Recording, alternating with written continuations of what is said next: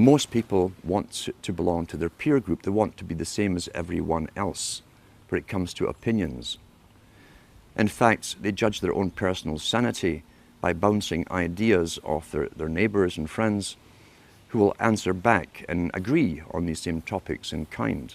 It doesn't matter if the topics or what you're given are facts or utter nonsense. As long as everyone agrees at the same time, you'll say, well, I'm sane, and your friends will all agree because they've had the same information given to them.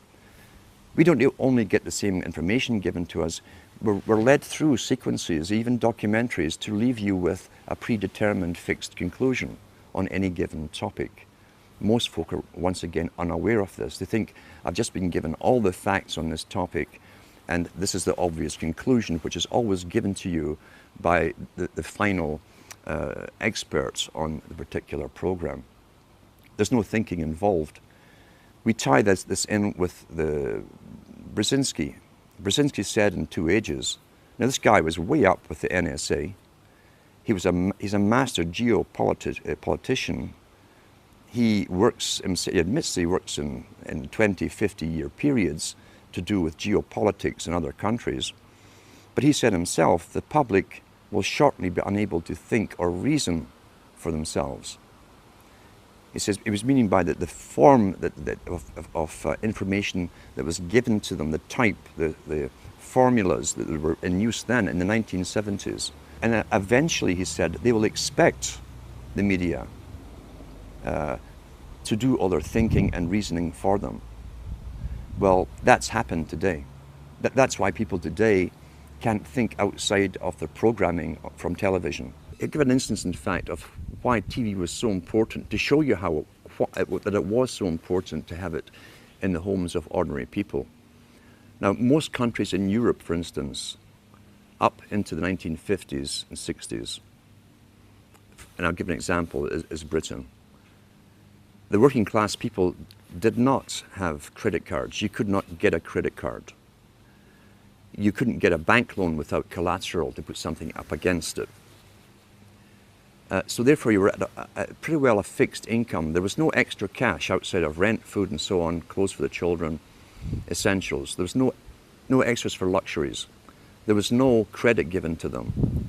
Yet the British government, just like the Chinese government did 2 years ago, made it a mandate that every household in Britain must get a television set. And what they did, they made one exception out of all the things that the people could really needed. They made one exception. They allowed credit companies to come into being. They could go round the houses every week and collect half a crown or 5 shillings or whatever it was and pay off a used television set. The British government made a deal with the United States of America to buy in used televisions which were then reconditioned to be sold to the working class all across Britain. As I say, they wanted a TV in every home. Now, since when is government interested in how happy you are at home? You know, there's another reason for this.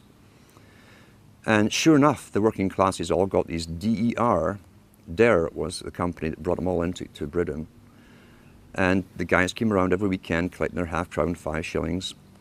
And suddenly this, and I can remember where I was, it was one of the last areas really to get television, a real working class area.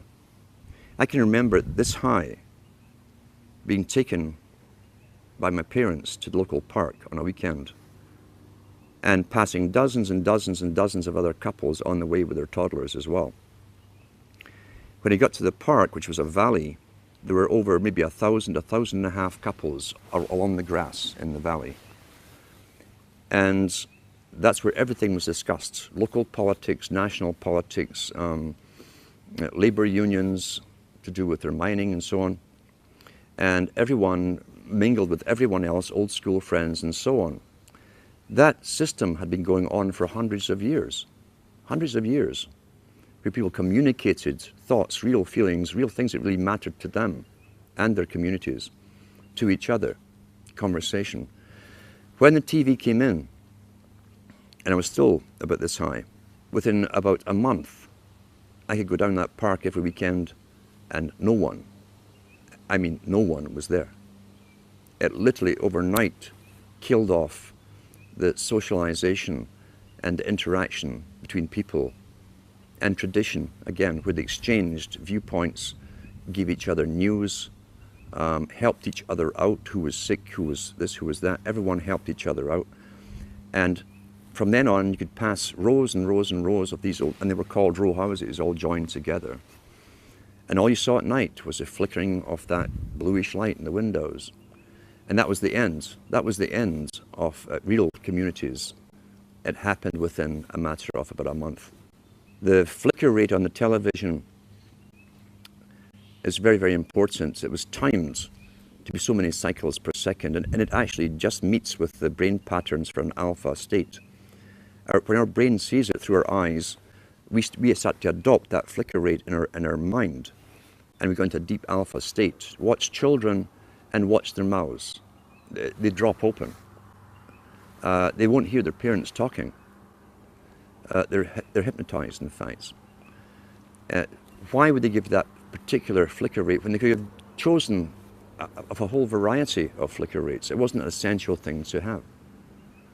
So it was done for a purpose. It was meant to be hypnotic. It was meant to be used as a tool of propaganda and indoctrination, even through the guise of entertainment and so on.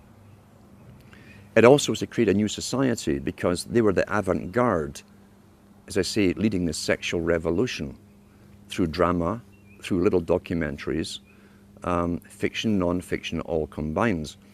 Once again, back to Plato. The audience see what they see. You understand that it's even worked out towards different age groups. There's something on for everybody's age group. Each age group is actually being updated as well, even the elderly ones, into new ways of thinking or seeing things. But the target mainly was for youngsters. If we take one of the world's experts on propaganda, who is Jacques Ellul, who wrote extensively on how the mind works and how all entertainment, he said, that has to do with government programs such as police, detective stories, detective series, which contain little human dramas as the hook that you identify with to make you watch the whole story. The child gets kidnapped, detective goes on a hunt, he goes through hell and fire to get that child back. You identify with the hero if you're a male, you'll identify with the heroine if you're female. And that's the hook to get you to watch them. But what he said was all dramas to do with police or even the military in movies are pure propaganda. Pure propaganda. The human story is just the bait to make you watch through it, to get you to identify with it. Because once again, there's always a message left somewhere in the movie. It might even be a message that's against your own morality. It could be where the cop, for instance, does sleep with this beautiful woman while his wife was at home, and it's all part of the story, and even tell you why he did this. He was feeling down that day, blah, blah, blah. And so you've just again altered your viewpoints on how you yourself might behave in that situation. And that sometimes that kind of thing can be justified. That's how you're downloaded through entertainment. It's there to alter and direct and always upgrade into another step of the direction that the entire culture for someone else's purpose. Let's talk about the effects of the alpha state first of all. Recent articles I've even read on the air from various science studies show you that even when you switch off television, you remain in that alpha state for maybe 45 minutes to an hour, sometimes longer, depending on how long you've been watching it. With high definition, again, why would a president of a country mandate that all TVs had to go high definition? Is it because he really cares so much about your happiness? And he wants better quality for you? Or is there another reason for it? Well, I'm sure the effects of the old flicker rates and what it did will also be incorporated in high definition, but with even more added benefits for bringing you into a complete hypnotic state. How do you wake someone up who's addicted to television? You can't. Very, very simple. You can't get your daily brainwashing, where literally it's bypassing any consciousness in the person. You can't take that every day and still try to wake up and learn at the same time. I've known people who've gone through complete withdrawal from television and gone into depressions because their entire routine is broken. They also have time on their hands, which is a big aspect of control, remember too. If you can take time away from a person who can think for themselves, who might say, oh, I'll go and read a book, I'll go and study something, or if you can take that time away from them and have them mesmerized in front of a television set, then you'll keep them dumb, stupid, compliant, and going along with the system. I always advise to people, if you know someone who's watching TV, it's quite simple to find out where they are mentally, psychologically, in the understanding of things. You can ask them a few simple questions. If they give you standard television answers, forget it. Simple as that, forget it. If you see some spark of their own opinion coming in, there's maybe a chance you can do something with them. But you cannot get you see, television it can be classified as a drug. Any addiction is still an addiction. Television is an addiction. People watch 4 or 5 hours per day. If you want to advise people on television, and you can do this with yourself, how to train yourself, how to watch television. If you never get involved, you understand a storyline, you watch a movie, but don't get involved in, as I say, there's always a thread or a hook for you to follow, a plot, whatever, the chase. The guy always ends up with the beautiful woman at the end after going through hell to rescue a child or whatever it happens to be, or save the world. If you can stop yourself from getting lost in the emotional part of it and study the movie as you're watching it, you'll learn the techniques that have been implanted in the movie itself. That's a great way to learn. If you can do it with yourself, you can also show other people how to do this, to actually study everything as it's been presented to you.